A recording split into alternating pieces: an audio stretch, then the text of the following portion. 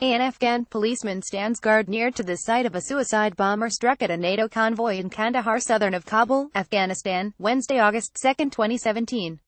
A suicide bomber struck a NATO convoy near the southern Afghan city of Kandahar on Wednesday, causing casualties, the U.S. military said. Associated Press, Kabul, Afghanistan. The latest on developments in Afghanistan. All times local 9:30 p.m. The Pentagon says that 2 U.S. service members were killed in an attack on a NATO convoy near Kandahar in southern Afghanistan. Navy Capt. Jeff Davis, a Pentagon spokesman, confirmed the deaths.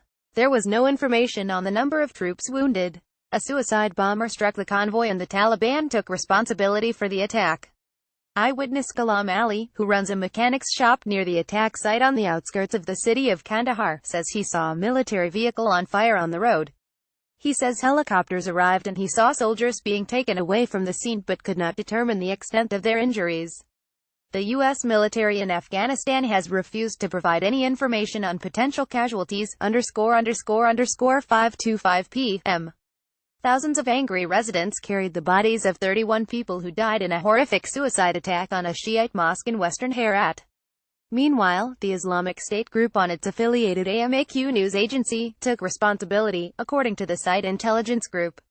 The provincial governor's spokesman Jilani Farhad said the death toll had climbed to 32 and another 66 worshippers were wounded when a suicide attacker stormed evening prayers at the Jawadia Mosque in Herat on Tuesday evening. He sprayed bullets at private security guards outside of the mosque before entering and firing into the crowd and then detonating his explosives. There was a second explosion 10 minutes later, but it is still not clear where that took place, with some witnesses saying a grenade was thrown into the mosque. The bodies were brought near the provincial governor's residence in a large freezer truck. Protesters demanded the people behind the brutal assault be arrested. ____4:35 p.m. The Taliban have claimed responsibility for a suicide bombing attack earlier in the day on a NATO convoy in southern Afghanistan. Qari Yusuf Ahmadi, Taliban spokesman in southern Afghanistan, claimed 2 armored tanks were destroyed and that 15 foreign soldiers were killed in Wednesday's attack on the outskirts of the city of Kandahar. The insurgents, however, routinely exaggerate their gains and death tolls. U.S. military spokesman Lt.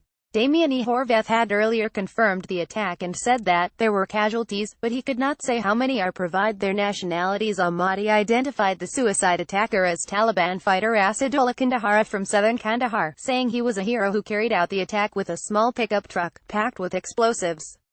Kandahar province was the Taliban's spiritual and leadership headquarters during their 5-year rule that ended with the U.S. invasion in 2001. ____1:20 p.m. An Afghan police official in Kandahar says a suicide bomber has hit a convoy of international troops on the edge of the southern city. There were no immediate reports of casualties. Kandahar police spokesman Ziad Durrani said he could only confirm the attack, which took place on Wednesday, but had no more details. U.S. military spokesman Lt. Damian E. Horvath told the Associated Press in Kabul only that they were trying to collect information but so far had no word on whether there were casualties.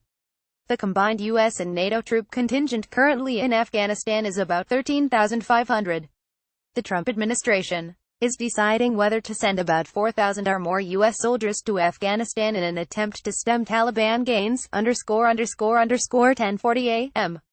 Afghan authorities have tightened security ahead of a mass funeral for the victims of last night's suicide attack at a Shiite mosque that killed 29 people. A suicide attacker opened fire inside a mosque packed with worshippers at evening prayers before detonating his explosives. A second explosion came 10 minutes later. No one has claimed responsibility for the bombing in western Herat province, but it came a day after the Islamic State group warned it would attack Shiites. Provincial spokesman Jilani Farhad says that to reduce the chance for more attacks, a planned Shiite protest to denounce the attack will be held just before the burial on Wednesday afternoon, rather than at a separate time and location.